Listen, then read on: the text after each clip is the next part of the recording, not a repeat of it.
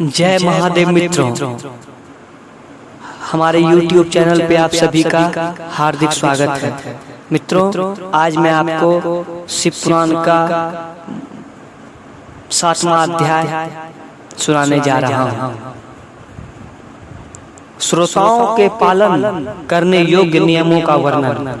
शौनक जी बोले, हे शिव भक्तों में श्रेष्ठ महाबुद्धिमान सूत जी, आप धन्य हैं जो कि आपने यह अद्भुत एवं कल्याणकारी कथा हमें सुनाई। हे मुने, शिव पुराण की कथा सुनने के लिए व्रत धारण करने वाले लोग किन किन नियमों का पालन करना चाहिए, यह भी कृपा पूर्वक सबके कल्याण की दृष्टि से बताइए।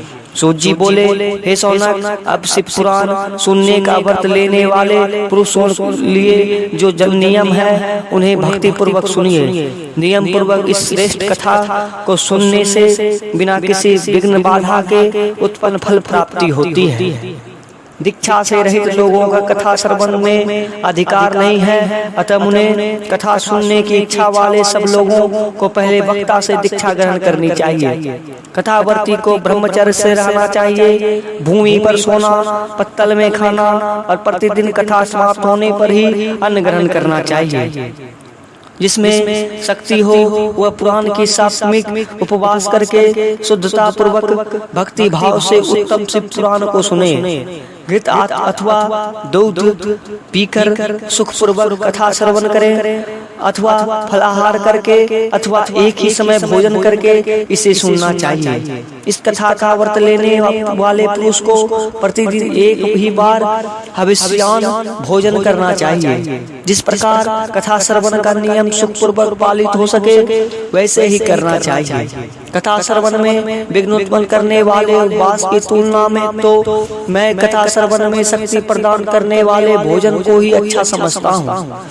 गरिष्ठ अन्न, दाल, जला अन्न, सेम, मसूर, भाव दूषित तथा बासी अन्न को खाकर कथावर्ती पुरुष कभी भी कथा को ना सुने। कथावर्ती को बैगन, तरबूज, चिचिरा, मूली, कोहरा, प्याज, नारियल का मूल तथा अन्य कंद मूल का त्याग करना चाहिए। जिसने कथा का व्रत ले रखा हो वह पुरुष प्याज, लहसुन, हींग, गाजर, मादक वस्तु तथा आमिष कही जाने वाले वस्तुओं का त्याग दे। कथा का व्रत लेने वाले जो पुरुषों से काम, क्रोध आदि इच्छा विकारों को, ब्राह्मणों को निंदा तथा पवित्रता और साधु संतों के निंदा का त्याग कर देना चाहिए।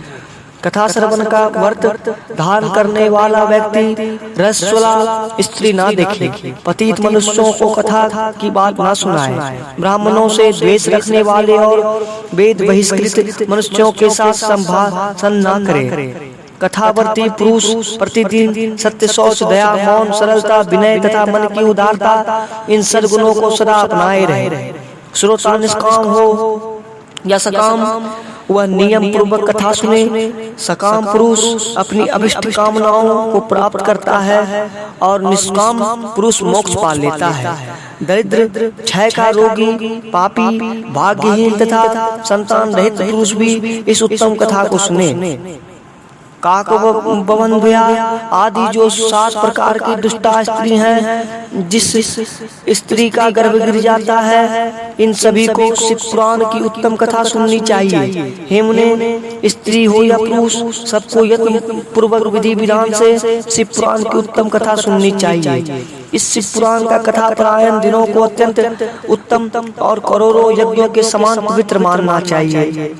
इन श्रेष्ठ दिनों में विधि पूर्वक जो थोड़ी सी वस्तु दान की जाती है उसका अक्षय फल मिलता है।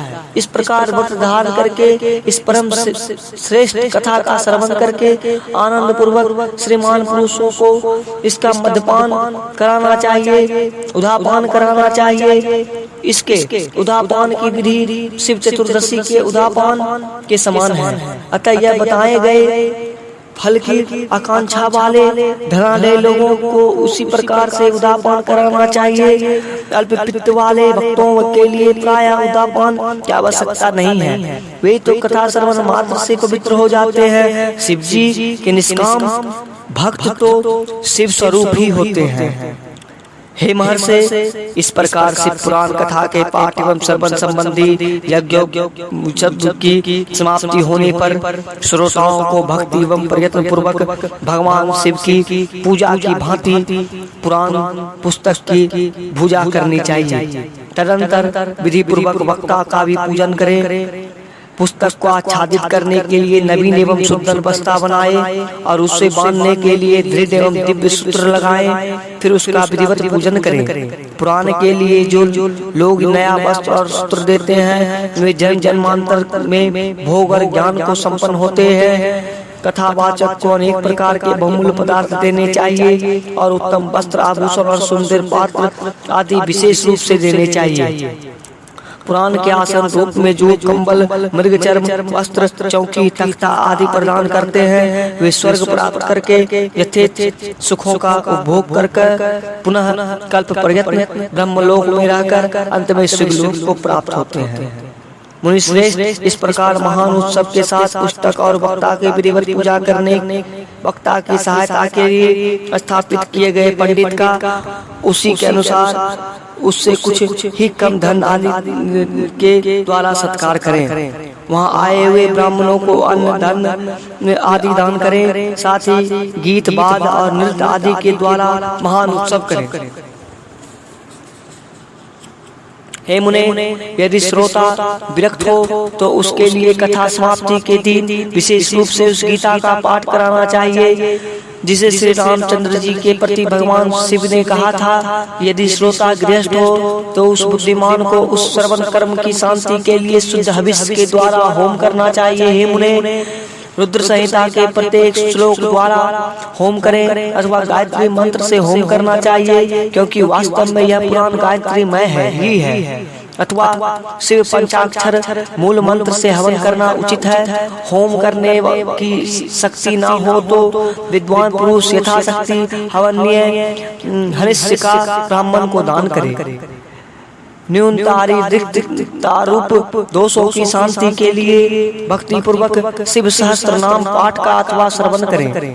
इससे सब कुछ सफल होता है, इसमें संशय नहीं है, क्योंकि तीनों लोकों में इससे बढ़कर कोई वस्तु नहीं है। कथा श्रवण संबंधी व्रत की पूर्णता की सिद्धि के लिए 11 ब्राह्मणों को मधु मिश्रित खीर भोजन कराएं और उन्हें दक्षिणा दें। हे मुने, यदि शक्ति हो तो 3 पल 12 तोला सोने का एक सुंदर सिंहासन बनवाए और उस पर उत्तम अक्षरों से लिखी अथवा लिखाई हुई शिव पुराण की पुस्तक विधि पूर्वक स्थापित करें।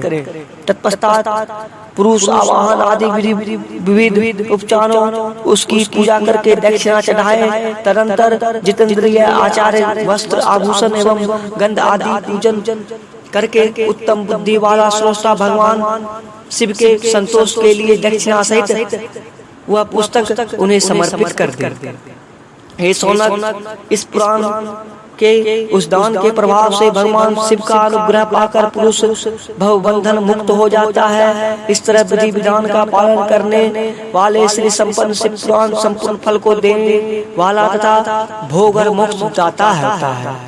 हे मुने, मैंने आपको शिव पुराण का यह सारा महात्म्य जो संपूर्ण अभिष्ट देने वाला है बता दिया है, और अब मैं क्या सुनना चाहते हैं।